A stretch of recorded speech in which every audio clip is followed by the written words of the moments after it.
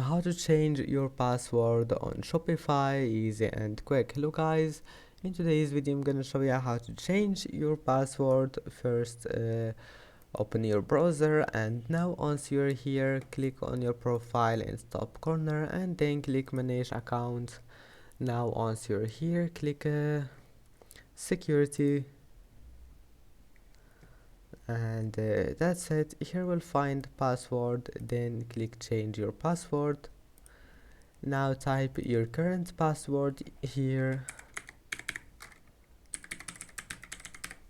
and then type your new password,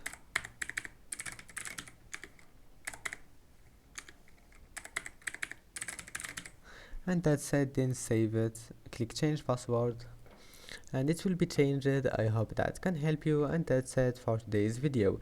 If you like this video, please don't forget to like, and see you in the next video.